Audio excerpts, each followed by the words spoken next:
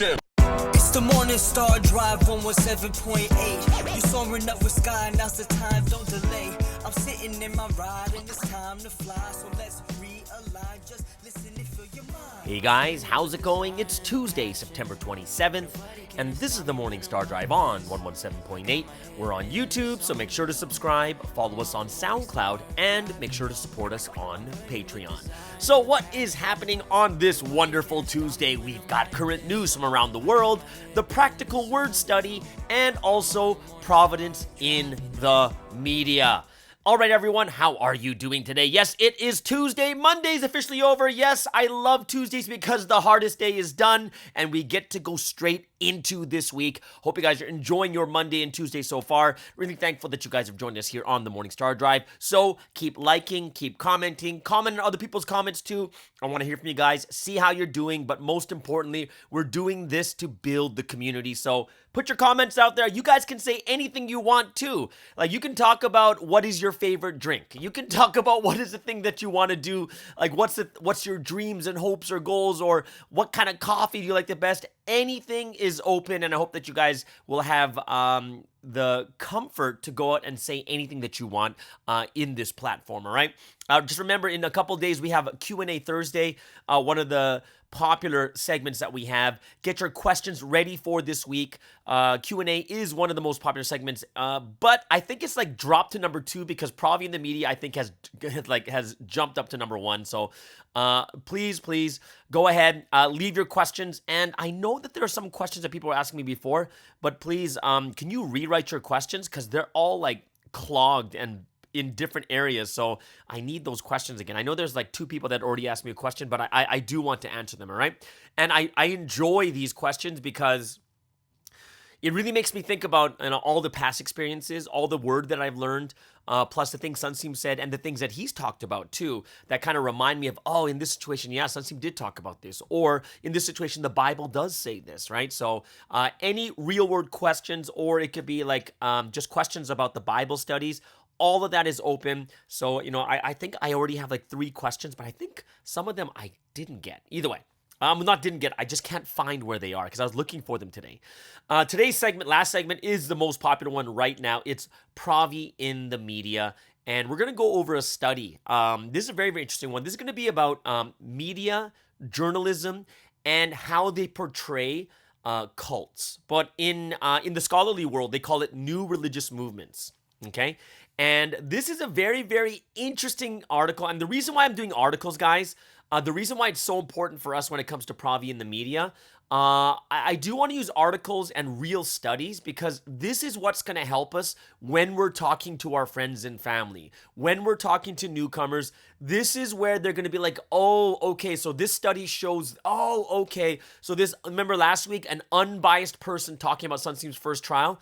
That's the best way to do it. The moment we put ourselves into it, or another Providence member, that's when they're gonna be like, oh, well, that's just bias. Of course he's gonna say that because he's in your church, kind of thing, right? And this is why we really need to get, I'm looking into real articles, unbiased studies, and research that is done. And today I'm gonna talk about the media and how the media portrays religion, but particularly new religious movements, or they're called NRMs, or in other words, you know, in the media, they'll call them cults, right? And I'm going to go over a study that was written by an American scholar, and it's called The History and Study of New Religious Movements. And his name is W. Michael Ashcraft, or William Michael Ashcraft. So this is a study about the media's relationship with NRMs, right? And these are some of the findings. And of course, I'm not going to read the entire article, so I'm going to do a summary that was made by another scholar named Massimo Introvigne from Italy. And we'll get into who this guy is later when we get into that section at the very, very end. But I'm excited about this article too. It's going to talk about what journalism and media do to these NRMs, these new religious movements or cults, and is it fair or unfair? Okay, so that's going to be a really, really exciting one. I hope you guys are going to enjoy that one too. Also, yesterday, I did play volleyball for 2 days in a row, and it was really interesting because I'm getting into loving to play volleyball again. And I'm going to say the reason why it's getting a little bit more fun right now is because, well, yesterday I went to like this other gym for the first time, just an open gym, and we played volleyball with these group of, like a lot of them were just high school kids. and it was just really good to be playing again. It was really good to be playing again, and it was very interesting playing with these younger high school students. I'm gonna have to say the level was really low, and that's probably part of the reason why I had fun. But it was just really fun just to play with other teams. Like I'm usually playing on Saturdays just amongst like the church members, and it's more of a practice and getting used to certain things. But just getting into playing again with other members just to practice, just to play was fun. But yesterday playing against other teams, just people we don't even know who they are. I think we won like maybe one game out of 3, whatever it was. But it was I had fun.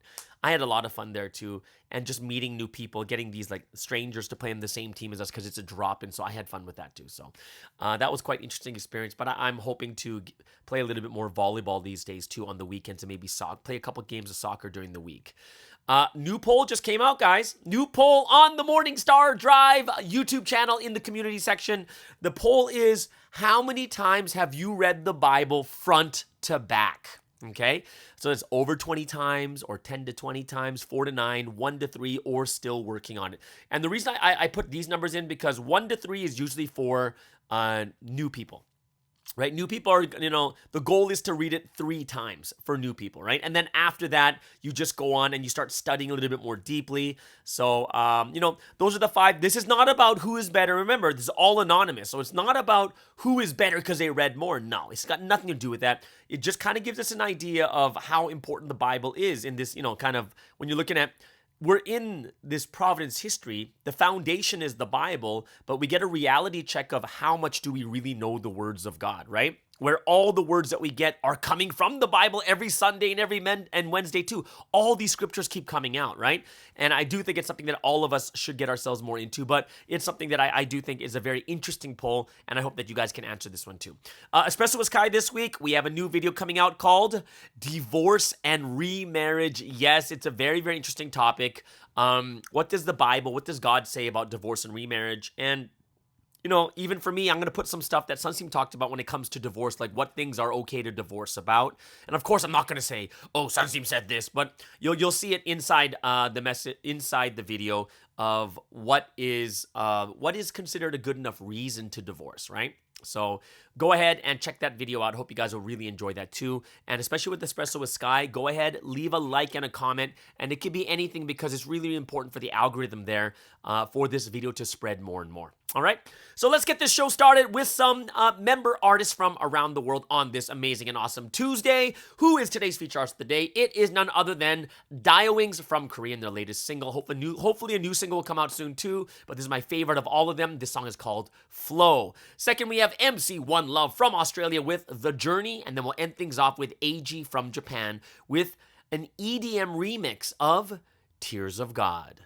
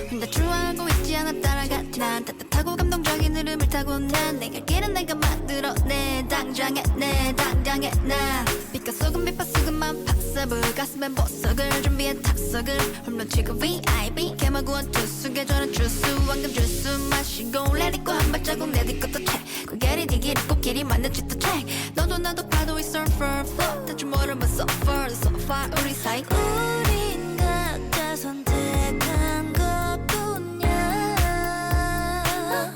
You're delusional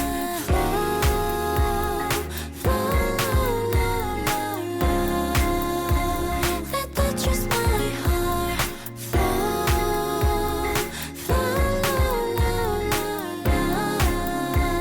That touches your heart 넌 언제나 보고 싶은 것만 보고 편한 대로 듣고 싶은 것만 들어 FYI for your information I make the moves of as I go 거칠던 환란은 이미 지나 나의 계절엔 꽃이 피어나 더 필요 없을 주위를 녹였네 계속될 내 아름다운 계절 Let me go with the flow 넌 언제나 보고 싶은 것만 보고 편한 대로 듣고 싶은 것만 들어 FYI for your information I make the moves up as I go I make the moves up as I go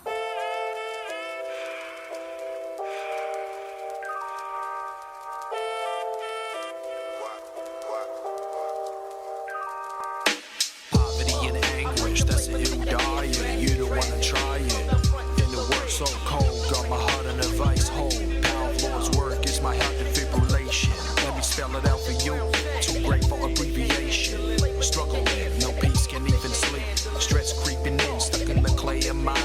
Hanging by the wire, tormented by the liar. Need an escape, don't wait. Holy Spirit can relate. Only one who can pull you through. Life's a test, but we blessed. Every day's a blessing, I'm not finessing. As long as you're still breathing, there's hope to change, rearrange a new mentality. The word of truth based in reality. Call out to God, the higher power, no Jack Bauer. Making life so sweet when it is sour. Saving in the 11th hour. Life's energy was diminished, I felt like I was finished. Battery on empty, Satan trying to tempt me to get reckless with my ways. Let the truth resonate, don't hesitate.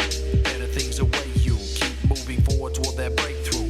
Through the fire tribulation, new transformation. Be all you can be, find strength in the Trinity. Holy Trinity holds you down, picks me up off the ground. I was lost when I met him, I was found. Word up, word up.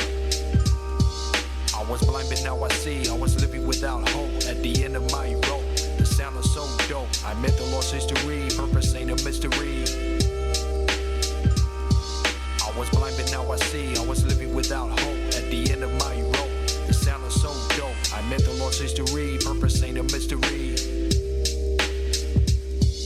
My state was incomplete, had to bow down at his feet. Seen some dark nights out there on some cold streets. Satan never defeats me where the word and truth are complete. See, it completes me. God, Holy Son, Holy Spirit, complete. Three, completely united with the triune, enlighten my path. Walk step by step, hand in hand with the Lord. Can't afford to go back, nothing remains. Friends committing suicide, people making bad choices. God hears the broken people's voices. We ride for the Lord, Messiah, Messiah. Riding on the eagle's wings, flying higher, higher. You'll be caught up, raptured. My heart is captured, my spirit has raptured. Used to carry a knife for protection until I met the Lord's affection. Resurrection, crossed from a place of death to new life introspection. Asking what's life's purpose made me nervous, no longer feel dead. I'm in love with the one holding the key to life everlasting. Hear it in your speakers blasting. Gonna get back what Satan stole from me. Do righteousness and hard work. Sick conditions, a condition. Facing my fears, Trinity hears my petition. Taking action on the word, promises coming to fruition. Rising up to a higher level. You can hear it in the bass, you can hear it in the treble. I was blind but now I see. I was living without hope at the end of my rope. The sound is so dope, I met lost history. Purpose ain't a mystery. I was blind but now I see. I was living without hope at the end of my rope. The sound is so dope. I met the lost history. Purpose ain't a mystery.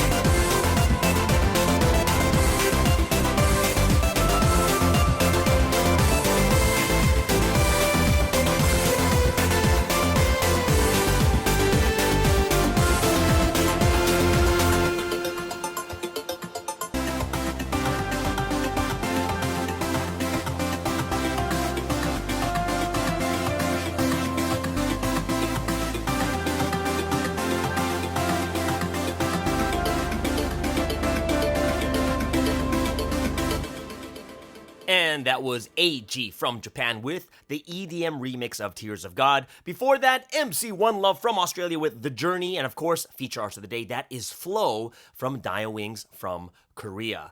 All right, so let's get into today's current news from around the world. And of course, this is a very, very important section, even though it's kind of boring sometimes. It's like, oh, why do I have to hear the news?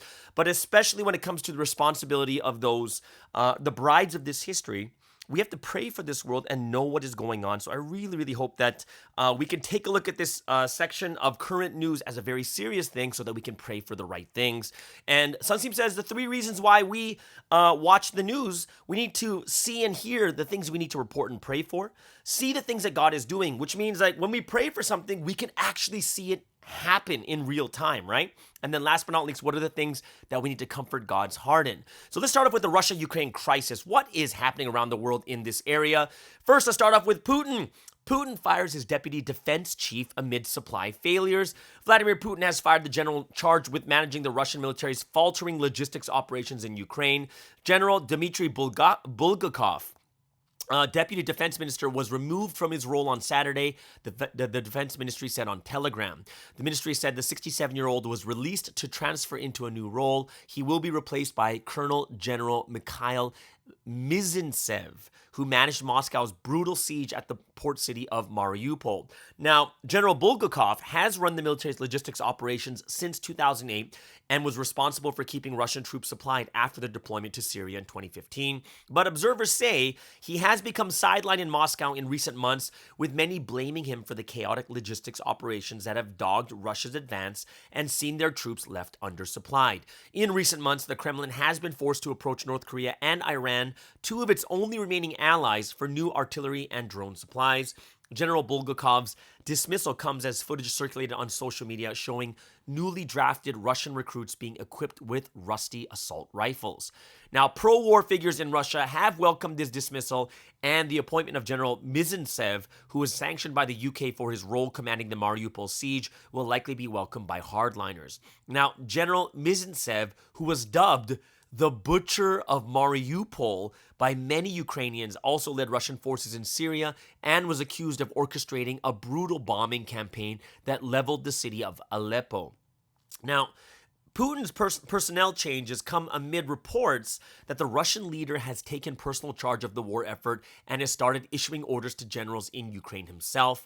U.S. officials told CNN that the increasingly dysfunctional command structure in Moscow had forced Putin to take a more active role in the war. Last month, UK defense officials suggested that Putin had sidelined his defense minister, Sergei Shoigu, after senior defense officials began to mock the top general's ineffectual and out-of-touch leadership. Meanwhile, the New York Times reported that Putin had denied his commanders permission to retreat from the southern city of Kherson, where Ukrainian troops are slowly advancing. Citing U.S. intelligence sources, the paper said that his refusal to consider a pullback had caused a decrease in morale among Russian troops in the city, who are largely cut off from their supply lines and rely on a series of pontoon bridges to be re-equipped. So that's the first news. So that's something we need to pray about. We got to get this over. It's been guys, it's crazy. It's already been 7 months. And that's, for me, I'm like, we got to get this over as soon as possible. Now, in other news in Russia, this has nothing to do with the war, but it is, we are talking about Russia right now, but there was a deadly gun attack at a Russian school. A gunman has opened fire at a school in central Russia, killing at least 15 people and injuring 24, Russian officials say. The victims include 11 children at the school of about 1,000 pupils in the city of Izhevsk. The gunman killed himself at the scene and was a former pupil of the school, and videos posted online appear to show panic inside the building where the shooting took place, with children and adults running along corridors. Other footage shows blood on a classroom floor and a bullet hole in a window, with children crouching down underneath desks. 11 children and 4 adults were killed, including 2 security guards and 2 teachers, according to Russia's investigative committee. All but 2 of the 24 injured people were children. Staff and pupils have been evacuated from the school building, which is in central Ivetsk. I'm not sure if I'm pronouncing this right. It's Izhevsk, right? Izhevsk, a city of about 650,000 residents. The attacker is reported to have been armed with 2 pistols. A video posted online by state investigators showed the dead body of the gunman on the floor wearing a t-shirt with a Nazi symbol and a balaclava. Investigators are searching his place of residence. A mourning period lasting until September 29th has been announced by the head of the region, and Russian President Putin is deeply mourning the deaths and denounced the shooting as an inhuman terrorist attack, according to his spokesperson. So that is kind of what's going on over there in Russia and with the war, but that is really sad that they're, amongst all this war and fighting, there's, an actual Russian shooting. And I think we do need to understand is, yes, the Russian leader, Putin, and this war is happening, but we can't think about every single person in Russia as evil or wicked because of, the decisions that the government is making. Yes, there is going to be a generational sin that they're going to suffer from. However, not everyone is guilty in that place of wanting this war or doing it, or even supporting it. All right. So our prayers go out to all those children, the parents that have lost their children during that just crazy shooting there. In second news, let's go to Italy, and the election is over, and it looks like Giorgia Meloni, Italy's far-right, wins election and vows to govern for all. So far-right leader Giorgia Meloni has claimed victory in Italy's election and is on course to become the country's first female prime minister. Ms. Meloni is widely expected to form Italy's most right-wing government since World War II. That will alarm much of Europe, as Italy is the EU's third biggest economy. However, speaking after the vote, Ms. Meloni said her Brothers of Italy party would govern for everyone and would not betray people's trust. She said, Italians have sent a clear message in favor of a right-wing government led by Brothers of Italy, she told reporters in Rome, holding up a sign saying, "Thank you, Italy."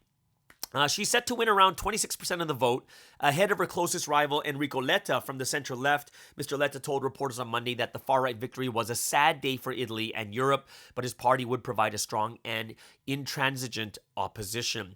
Ms. Meloni's right-wing alliance, which also includes Matteo Salvini's far-right League and former PM Silvio Berlusconi's center-right Forza Italia, will take control of both the Senate and the Chamber of Deputies with around 44% of the vote. 4 years ago, Brothers of Italy won little more than 4% of the vote, but this time benefited from staying out of the national unity government that collapsed in July. The party's dramatic success in the vote disguised the fact that her allies performed poorly, with the League slipping below 9% and Forza Italia even lower. Their big advantage, however, was that they were able to put up one unified candidate in a constituency their opponents in the left and center could not agree a common position and stood separately. Giorgia Meloni appears certain to become prime minister, but it will be for the president, Sergio Mattarella, to nominate her, and that is unlikely to happen before late October. Now, although she has worked hard to soften her image, emphasizing her support for Ukraine and diluting anti-EU rhetoric, she leads a party rooted in a post-war movement that rose out of dictator Benito Mussolini's fascists. Earlier this year, she outlined her priorities in a raucous speech to Spain's far-right Vox party, and she said yes to the natural family, no to the LGBT lobby, yes to sexual identity, no to gender ideology, no to Islamist violence, yes to secure borders, no to mass migration, no to big international finance, no to the bureaucrats of Brussels. The center-left alliance was a long way behind the right, with 26% of the vote, and Democratic Party figure Deborah Serracchiani argued that the right has the majority in parliament but not the country. So in truth, the left failed to form a viable challenge with other parties after Italy's 18-month unity government fell apart, and officials were downbeat even before the vote. The five-star movement under Giuseppe Conte won a convincing third place, but did not see eye to eye with Enrico Letta, even though they have several policies in common on immigration and raising the minimum wage. Now, here's the thing, guys. This is something that we're going to talk about a little bit later when it comes to Provi and the media also. But if we look at here, when it says Italy's far right, it's very, very interesting because what this far right is actually standing for. And I listened to her message she gave to Italy after she won. And what she's saying is basically what people have believed in the past. So maybe the far right to the media and to people today is what was normal like 10, 20, maybe 10 years ago, 15 years ago. Right, but if this is far right, then I would say that I'm more far right then, because, especially when it comes to Providence and what we believe, it's interesting because here it's like yes to natural family, no to LGBT lobby, and this would just be a Christian value. This wouldn't even just be Christian. It'd be Christian Muslim values, which is like how much of the world, right? So there's one thing that we agree only because this is truth, right? This is something we believe, and this is what we believe in as what is absolute truth, right? Yes to sexual identity, no to gender ideology, right? So are you a male or a female, or are there all these bunch of other gender ideologies? And for me, I'm like, no, I'm pretty much for sexual identity, male and female. I'm all for it. Like, that's what I'm for, right? No to Islamist violence. Now, the one thing about we have to understand about this, no to Islamist violence is more of no to the violence that comes from, not saying that all Muslims are violent. We just don't want that violence that comes, at that very, very extreme, right? Yes to secure borders. Yes to secure borders. Personally, I agree. Mass migration, I don't agree with it. And this is just a personal thing. So no to big international finance. I don't know enough on this. Okay. And no to the bureaucrats. And I think that is something that I agree with too. Is there's just way too much power in the politicians. But for me, if that is far right, that is crazy, because you can see that the media is spinning something that just makes everyone want to think that they're already evil because they're calling them far right. Right? So all we know is far right, far left, they're both both are not good. They're too extreme. But when I was listening to her speech, I was like, no, I agree with some of this. Like, actually, a lot of it I agree with. Like, yeah, that makes sense. Now, I'm not going to say I'm going to force people to believe that way, but in the same mindset, can they force me to believe the other way? And the answer is no, right? So it's really, really interesting. You think about how everything's, how the media portrays like politics. And then, of course, we'll talk about religion a little bit later. Okay. So that's something that I found very, very interesting, and that people do need to do research in order to make the right decisions or the right judgments on these, organizations or what the media is saying.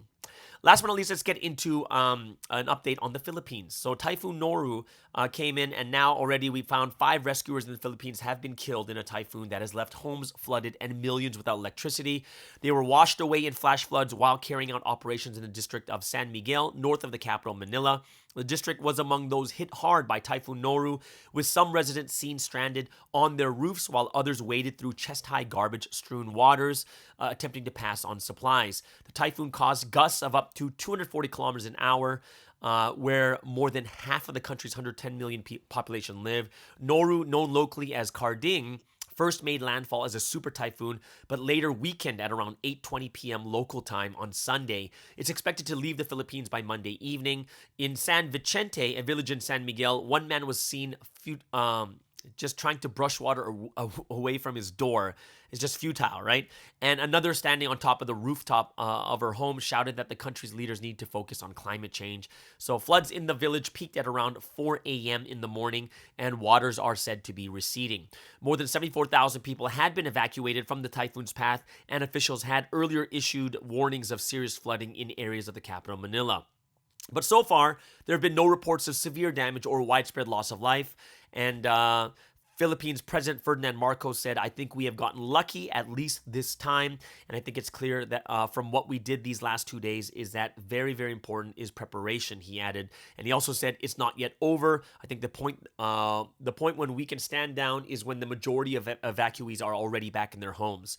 Mr. Marcos has ordered that supplies be airlifted and cleanup equipment provided to communities that have been most affected. In Quezon Province, east of Manila, fishermen had earlier been prevented from heading to sea, and there were reports of some areas being without power. Flights and ferry services have been canceled. On Luzon, President Marcos suspended all government work, and school classes were also canceled.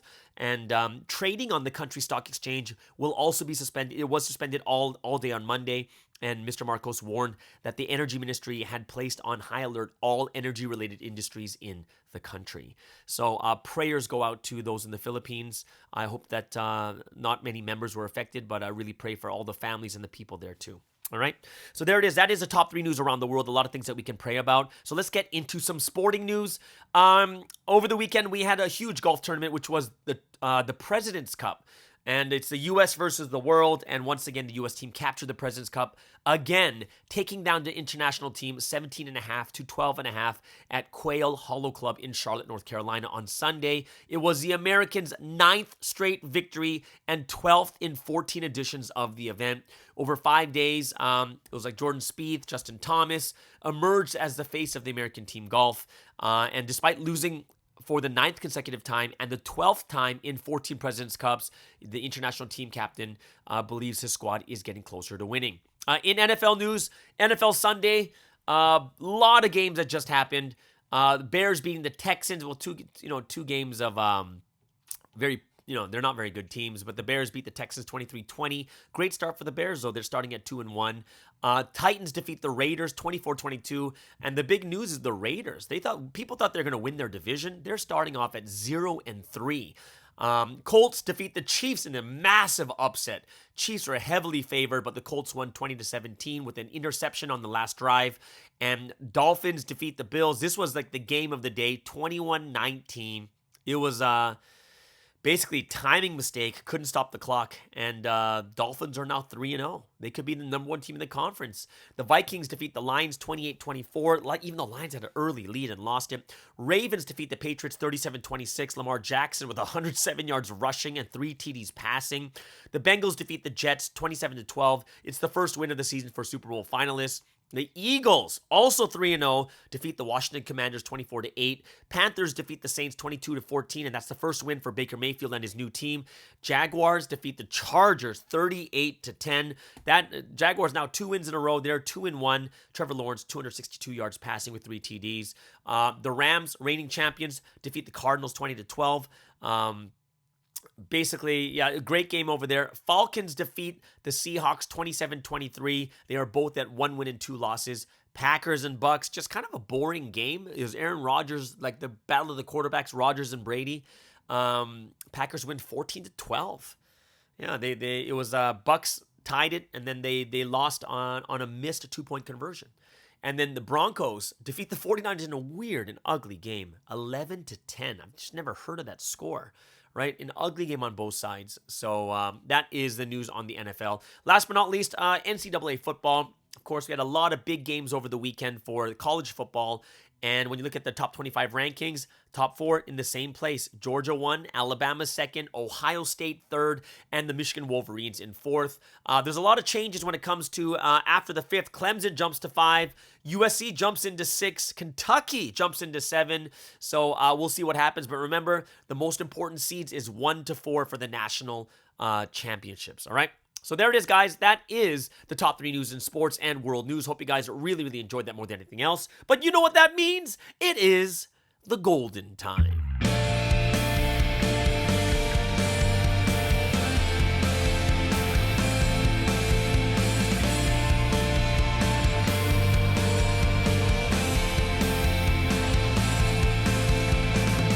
And yes, it is the golden time, a time of praise and worship to the Holy Trinity. Hope you guys are looking forward to giving glory to God and the Holy Spirit. So what are we going to praise today? We're going to start off with His will, and then Paradise, and then we'll end things off with We Are One. So as one body of the Morning Star Drive, let's spend this time giving praise, honor, and glory to the Holy Trinity.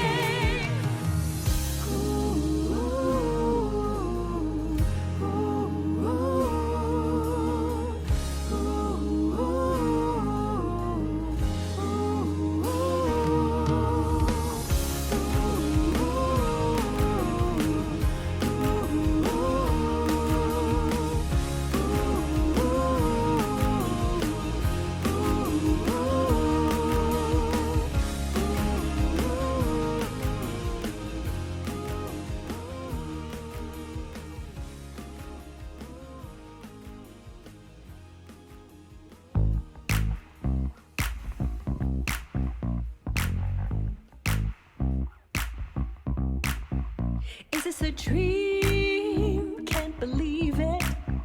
All that I want, it's much. I keep on smiling about it. I'm feeling so excited. Uh-oh. This is the awesome fruit of the Lord deep love. This joyful celebration of our rapture. I'm on this bright golden stage. My spirit is shining all day. I am hit with this heavenly groove. Dance, dance, dance. My eyes are on the Trinity. They look at me with such love. Sing, sing, sing. My eyes are only on the Lord. He looks at me with such love. Thankful I move, joyful I groove. Love is my vibe, eternal paradise. Thankful I move, joyful I groove. Love is my vibe, eternal paradise. I am happy, so I sing and praise all my days. To my God, my groom, eternally praise his ways. I respond with thanks, assignment, and the love of a bride. To the heavens offer glory, glory on high. We have been longing for the rapture, it is God's dream and ours. With the Lord's great condition, and love rapture is finally fulfilled. This time of love with the Lord is not my true blessing. I love for how long? Eternity. This is the awesome fruit of the Lord's deep love. This joyful celebration of our rapture. I'm on this bright golden stage. My spirit is shining all day. I am hit with this heavenly groove. Dance, dance, dance. My eyes are on the Trinity. They look at me with such love. Sing, sing, sing. My eyes are only on the Lord. He looks at me with such love. Dance, dance, dance. My eyes are on the Trinity. They look at me with such love. Sing, sing, sing. My eyes are only on the Lord. He looks at me with such love.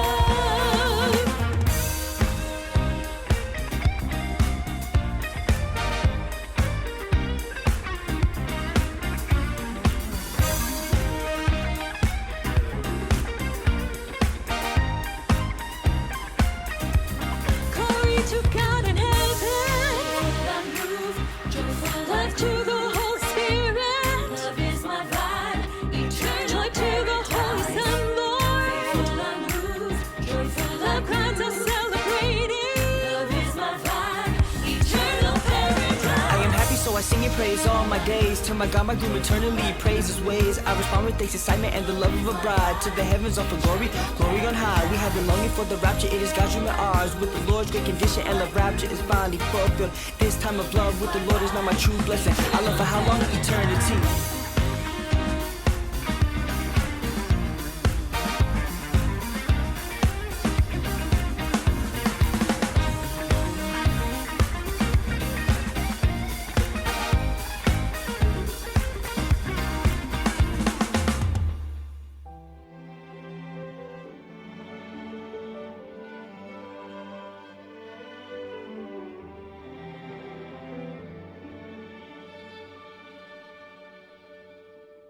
Long ago, when I preached the gospel to this world, the people there often tried to block my path.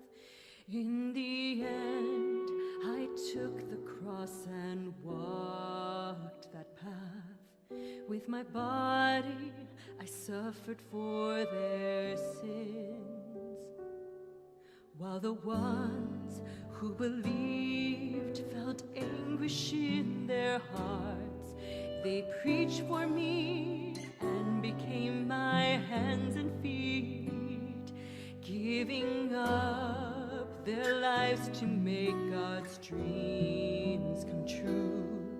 With the Spirit's fire, they preached to all the world. Oh, my purpose of creation, will it ever be accomplished? Will the day come when this world can become my world of true love? For the sake of heaven's history, go for me and be my body. I'm filled with hope when I see the fire in your heart. For you and I will never part. You are my body in this world. I fulfill the will of heaven here on the earth. I work through you, my love. For you and I will never part. We are not two, but we are one. So forever be with me and let us share eternal love.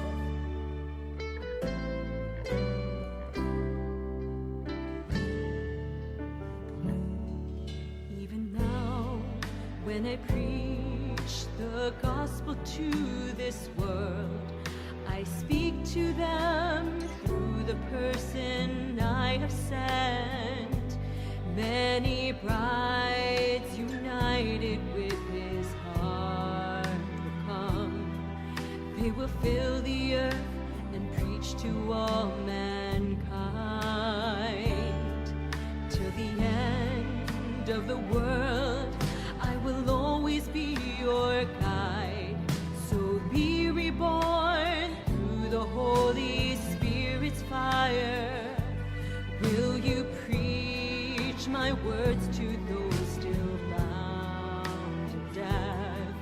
Will you let them know about this heart of mine? Oh, my purpose of creation, will it ever be accomplished? Will the day come when this world can become my world of true love? For the sake of heaven's history, go for me and be my body. I'm filled with hope when I see the fire in your heart. For you and I will never part. You are my body in this world.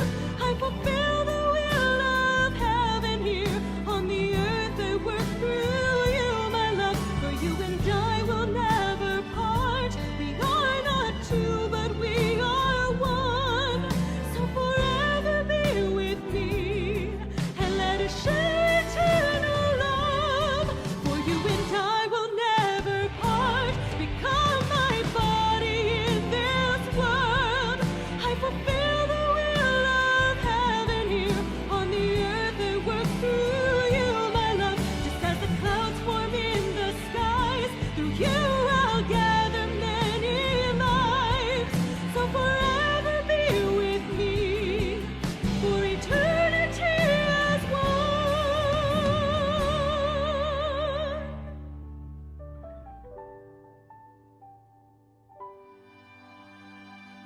And that was We Are One. Before that, Paradise. And of course, that first song is His Will. All right. So now that our hearts are prepared and made ready to listen to something a little bit more spiritual, let's get into today's practical word study.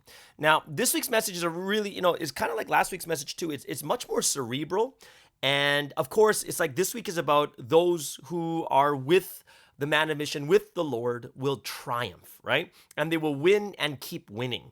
And this is something I think that we do need to think about first before we get into this mindset of, oh, this is the week that we're going to win. I'm going to get every single job that I apply for. I'm going to get the A on my test. I'm going to get the promotion. I'm going to make more money, or whatever it is, right?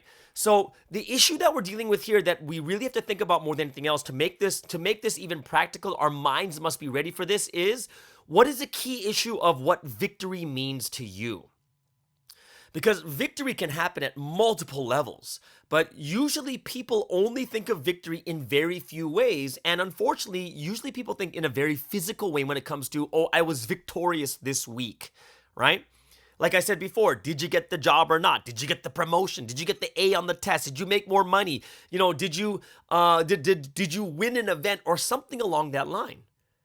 And when you think about it, essentially, in our hearts and our minds, when you think about all the things that we think is a real victory, we think to ourselves, it's about not suffering, right? It's kind of like that. I need to get the job. Oh, if I don't get the job, I feel terrible. And I feel terrible if I don't get the A. Oh, if I didn't get the promotion, I didn't get more money. Like, it's like you're losing something. It's some type of suffering because you've lost an opportunity, or you've lost in something that, that's very, very tangible to you.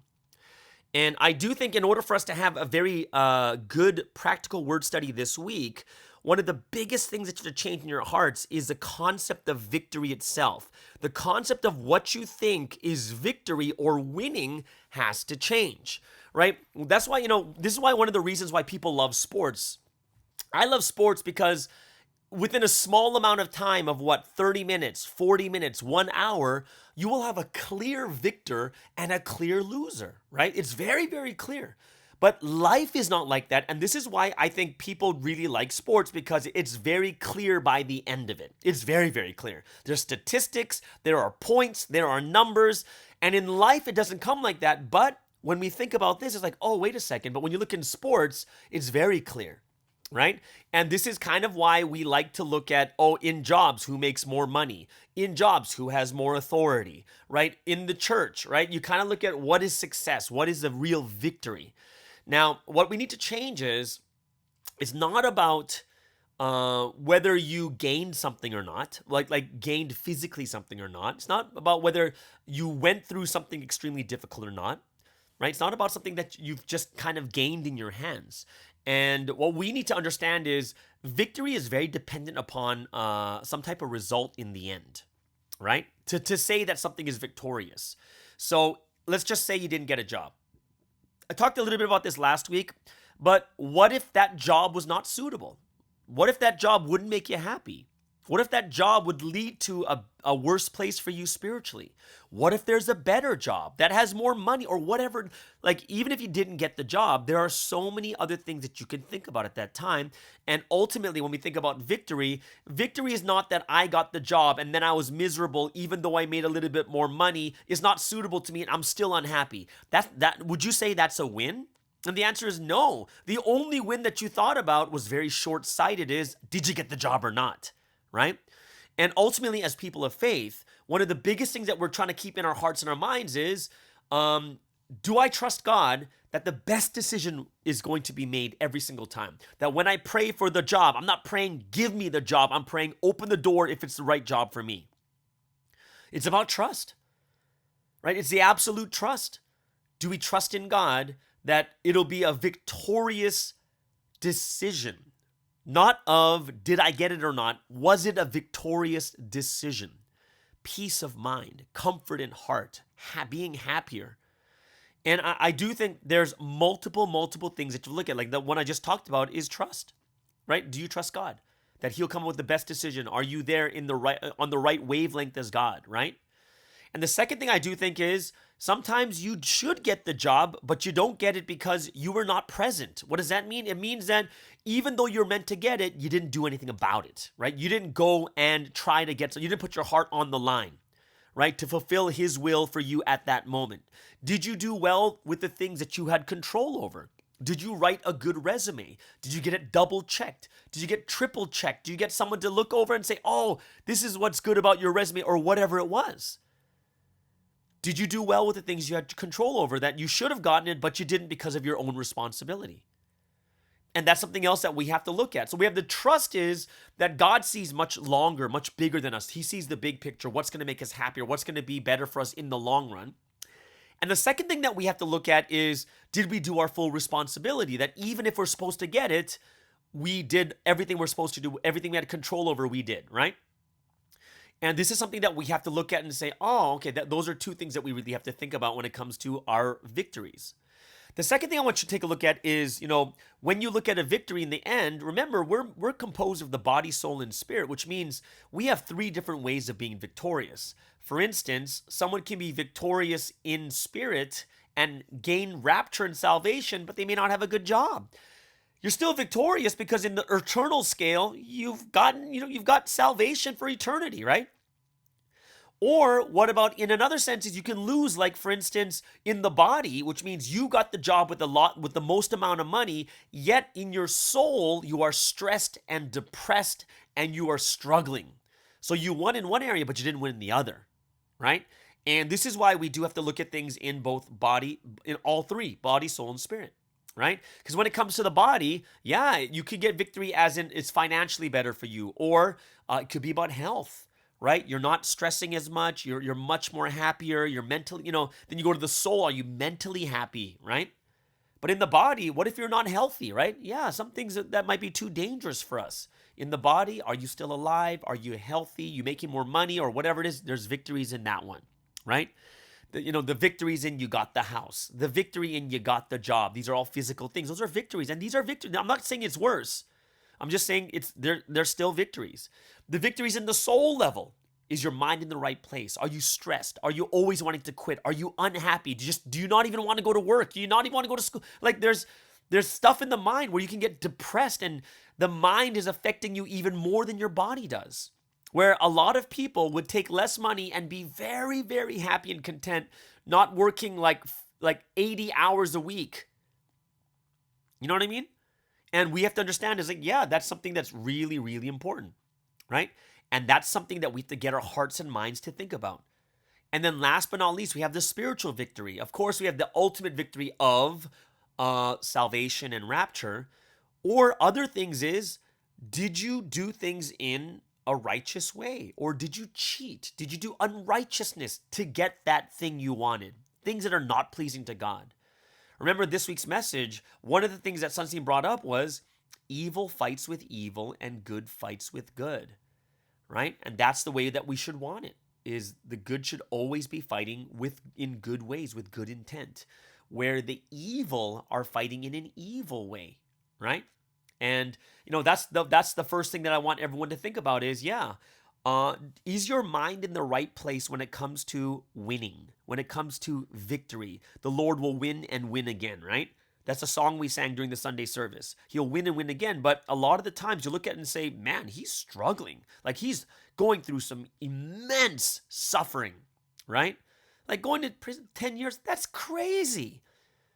But where's the victory, right? The victory was, even though in that situation, the rapture was achieved, which is even greater than all the other suffering that he was going through. Right? So what we need to do first is change the mindset of what is victory to you. Is it only a single thing? It's only victorious if my mom gets evangelized. It's only a victory if my brother or my friends get evangelized. And the answer is, who are we to make a decision for someone else with a free will? Even God can't control free will. God can't make people. If God can make people be saved, he'd do it to everyone because he loves everyone that much. We have to be very, very understanding of what victory is and what is in our control, right? And I think the best way for us to really think about what is the proper mindset is the mindset. It's a biblical principle called the principle of gradual history. Things are moving very, very. They don't move as quickly as we think. Why? Because we see that when things move too quickly, sometimes it's too much for us, right? Like not, winning the lottery is too much at once, not gradual enough. It's like you're an intern at a job and then you're expecting 6-figure salary. It makes no sense, right? It really doesn't make any sense. Right? So the two things I think we have to keep in our minds when having that gradual mindset is, don't think of getting more than you deserve or more than you can handle, and also be humble to take less for a long-term strategy. Sometimes you take less for now to make it much better for your future. Right? Taking less or being humble is like, for instance, in an argument with your family, sometimes it's better to just lose. Even though you're the right person, just lose it. Lose it so you can keep the connection and keep the relationship more than anything else. Don't struggle. Don't strive for things you don't deserve or you're not ready for, and be humble enough to take less, thinking very, very long term. Right? And ultimately, in the end, what's going to be the biggest thing that's going to help us to understand this is ultimately your connection to God, right? Your connection to God will allow you to trust the situation, will help you to be calm in those situations, understanding, maybe this is not the right thing. Maybe I could do something better, right?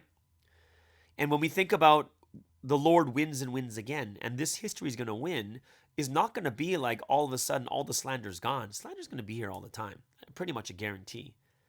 Christianity struggled for 400 years before it became the state religion of Rome. During that time, during the persecution, no one would say that we won.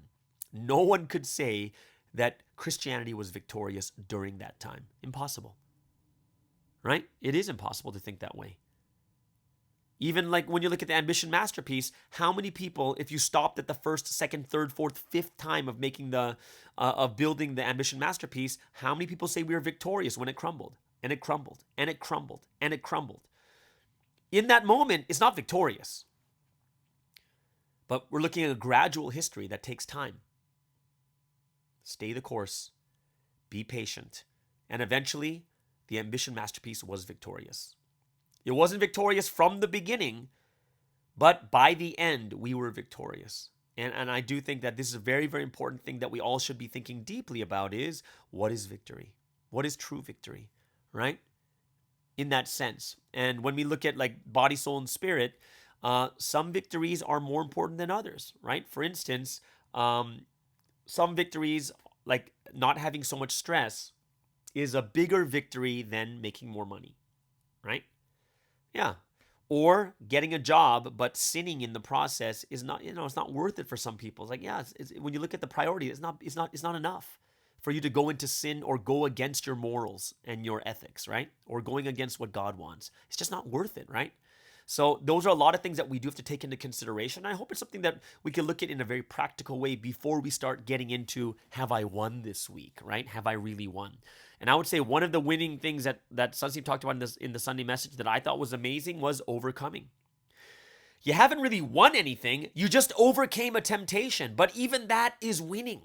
So if you think about that, overcoming there's nothing to gain. Sometimes it's just stopping yourself. But that is also a victory. And I was like, wow, that's so different than what we think. That, when Sunseep says stuff like, just you being here is amazing, is a victory, right? It's like, how is that, just because I'm here? That's because you overcame so much just to be here right now at this time. That's a huge thing. And I do think it's something that we really, really have to kind of flip our minds into a different way. Okay, so there it is. That's the word study for today. I'd love to hear what your thoughts are on this. Put it in the comments below what you think about today's practical word study. If this changed your heart and your mind, or if you have a different thought from this too, I'd love to hear it. Okay, so let's get into today's Japanese Tuesday song of choice. And this is a request from Mark over there in New York. And he wants a song from a Japanese group called Baby Metal. And the song is called Gimme Chocolate. Now, honestly, when I first heard this, I was like going, oh no, it's like crazy heavy metal. And Gimme Chocolate might be like some sexual innuendo or whatnot. And I looked at the lyrics. It's a song about wanting to eat chocolate. It really is about chocolate. And I was like, whoa. And it sounds like crazy heavy metal. But then when it comes to the singing, it's very cute. Right? It's kind of very Japanese style. So I was like, oh, I enjoyed this. I kind of started laughing in the beginning because of the lyrics. It's like, give me chocolate, chocolate, chocolate. But I'm worried I'm going to gain weight. Like, that's the lyrics. It's really about chocolate. So I was laughing in the beginning, but I enjoyed it more than anything else. So everyone from Japan on this Japanese Tuesday, this is Baby Metal with Gimme Chocolate.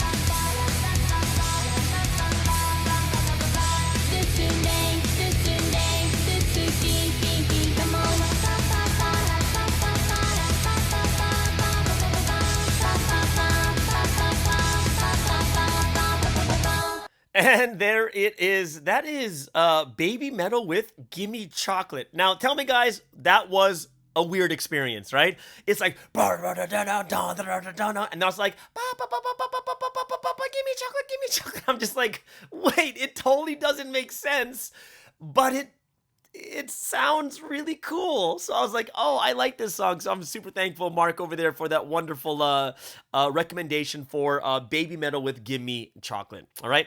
So there it is. I don't know where your heart is right now after listening to that song, but we're going to get into today's exciting segment of Provi in the media. And I am super grateful and thankful that I started this, and I think it's something very, very helpful to a lot of people.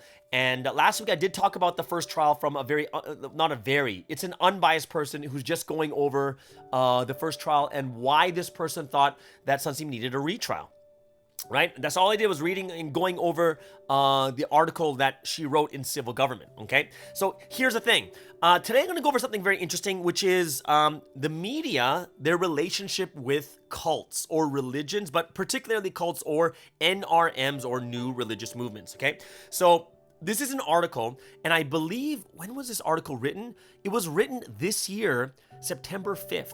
Okay, so this is very, very recent, okay? And the person who wrote this is Massimo Introvigne, okay? And he is an Italian sociologist of religions. He is a founder and managing director of the Center for Studies of New Religions, an international network of scholars who study new religious movements. Introvigne is the author of some 70 books and more than 100 articles in the field of sociology of religion. And he was the main author of the Encyclopedia of Religion in Italy, right? And he's a member of the editorial board for the Interdisciplinary Journal of Research on Religion and of the executive board of the University of California Press Nova Religio, right? So from January 5th to December 31st, 2011, he has served as the representative on combating racism, xenophobia, and discrimination with a special focus on discrimination against Christians and members of other religions of the Organization for Security and Cooperation in Europe. And from 2012 to 2015, he served as chairperson of the Observatory of Religious Liberty, instituted by the Italian Ministry of Foreign Affairs in order to monitor problems of religious liberty on a worldwide scale. All right. So this is his article, and it's in a website called Bitter Winter. Okay. And it's a magazine on religious liberty and human rights. And the name of this article is Why Media Hate Cults. Very, very interesting, right? Very, very interesting. So what he's going to do is he's going to talk about a scholar, an American scholar named W. Michael Ashcraft. And he published this academic manual about the history of the study of new religious movements. Okay, so I'm going to start reading into this article. This is going to be about a third the way down. Very, very interesting, but it's going to talk about the media and the relationship with cults or new religious movements. So remember that it's the same thing. NRM, new religious movement, is the same as is a word that's used for cults. Okay, so let's get into this article. In 2018, American scholar W. Michael Ashcraft published what became the standard academic manual about the history of the study of new religious movements. Ashcraft described the development of the academic subfield, which had largely coalesced since the 1980s around the ideas that cult was not a valid category, but a label used to slander unpopular minorities.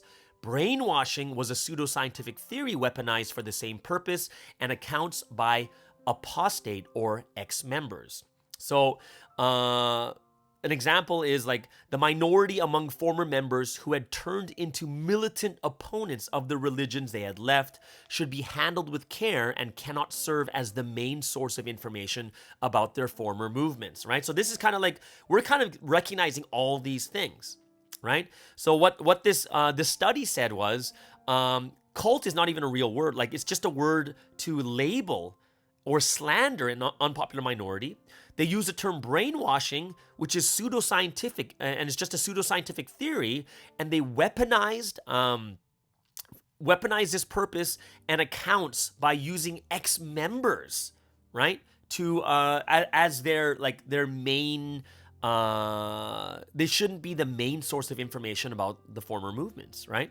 So let's go back into the article. Ashcraft noted that an overwhelming majority of scholars of new religious movements agreed with these ideas, while a tiny minority seceded from the mainline, supported the militant anti-cult movements and the apostates, and created a separated group of cultic studies which maintained that cults were different from legitimate religions, legitimate religious and used brainwashing. Cultic studies, Ashcraft wrote, were never accepted as mainstream scholarship. They continued as a project shared by a small cadre of committed scholars, but not endorsed by the larger academic community, nationally and internationally.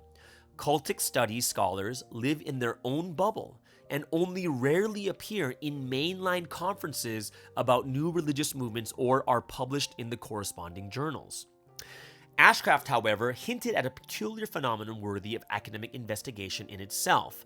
While they represent a tiny and criticized minority in the academia, cultic studies scholars are quoted by the media as experts on cults more often than their mainline colleagues.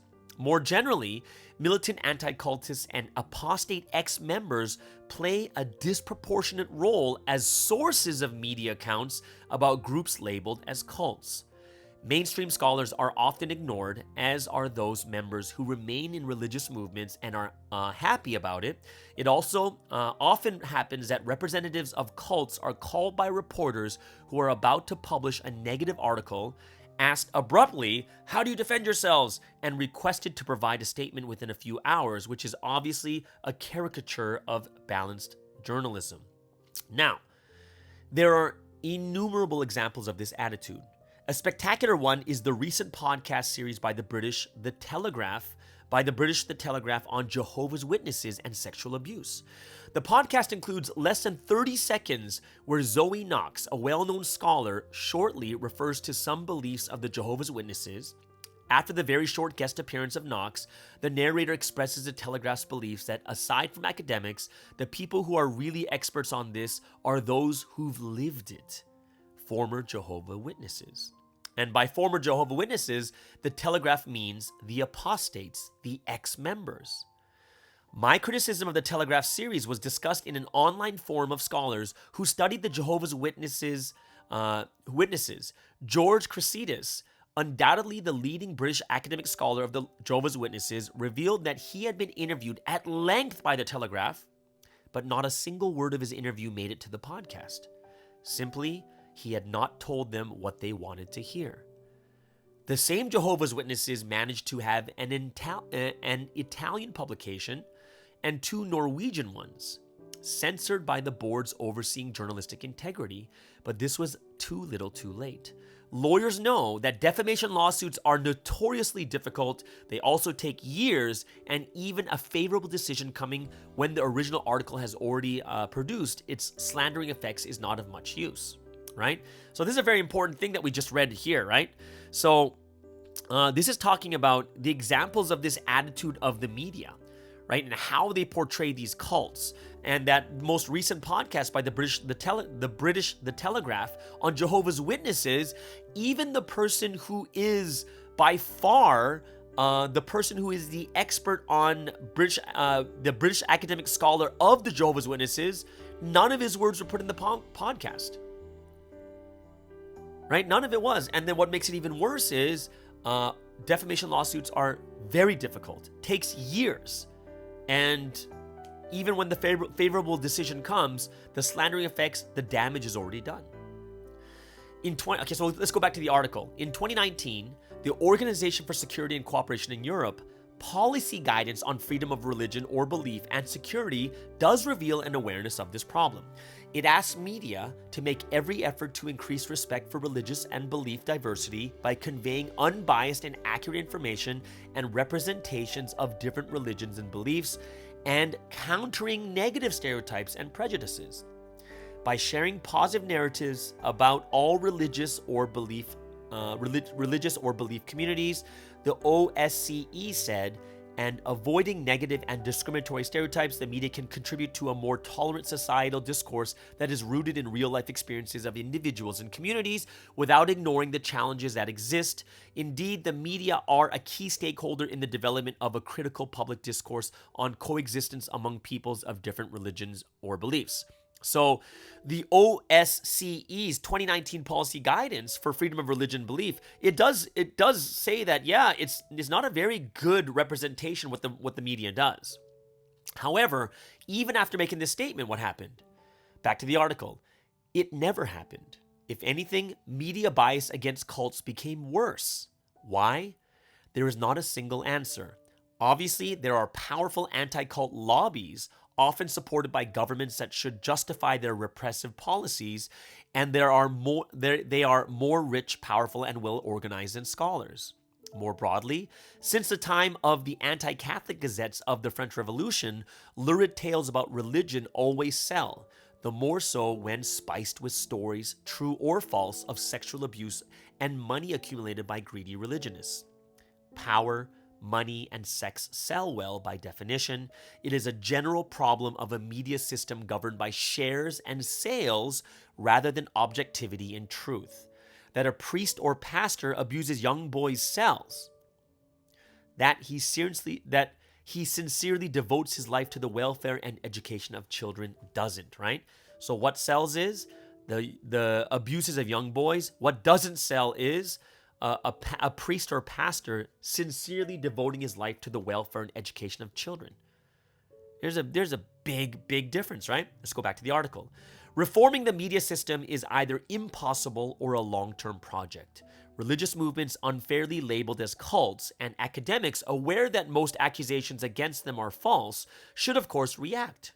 However, they would do well in rereading The Art of Being Right, a surprisingly modern text German philosopher Arthur Schopenhauer wrote in 1831 as if anticipating modern media. Schopenhauer listed a series of gimmicks used to make a fake theory prevail. Fake information is spread by playing or existing prejudices of the readers and counting on the fact few would read a denial. An old newsroom joke is that publishing a denial is publishing the same news twice. In fact, simply denying an accusation never works. Like, we do not abuse children simply confirms in the audience the idea that you have something to do with the abuse of children. As Schopenhauer taught, the argument should be truly reversed without being defensive only and moving the discourse on who the accusers are, what are their motivations, who we are, why in fact it is us who occupy a higher moral ground. A difficult strategy, but then media wars have never been won easily. Right? So this is a very, very interesting thing. And I think this is a book that we should all read, right? The Art of Being Right, written in 1831, right? Just saying we do not agree with this is kind of like saying that we have that problem, right? In the public opinion. And the best thing we should do is what? I think this is a very, very good thing that we should look into, right? Is move the discourse onto who are these accusers? What are their motivations? Who are we? Why, in fact, it is us who occupy a higher moral ground. Those are 4 things I think that are very important for us too. It's difficult. It's not easy. But then when we think about fighting against this like multi-billion-dollar industry of the media, it's something that we have to really think about at a much higher level, right? So I just wrote this short. I'm looking into this short thing here. I will put this article into, I'll put it into the, into the description below so you guys can read it yourselves. But I do think, very, very interestingly, you guys should take a look at a couple of these books. The first one being W. Michael Ashcraft and his book from 2018, A Historical Introduction to the Study of New Religious Movements. And then also, you can take a look at this book called The Art of Being Right, which was 1831, which is, it's still like over 100 years. It's like 200 years ago, right? Either way.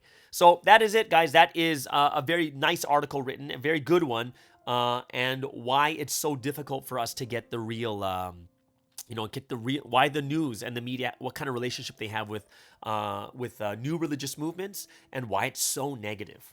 right? So there's a lot of different things to look at here, and I hope it's something that you guys gained a lot from. I gained a lot from listening to this too, but I hope it's something that you guys will really gain even more from, okay? All right, so there it is, guys. That is the end of today's podcast. Hope you guys had a really good and amazing time. I had an amazing time, especially with this Provi in the media, and I hope that you guys will enjoy your Tuesday, and we'll see you guys again tomorrow on the Morning Star Drive on 117.8. It's the Morning Star Drive 117.8. You soaring up with sky, now's the time, don't delay. I'm sitting in my ride and it's time to fly. So let's realign, just listen and feel your mind. I'm burning with desire.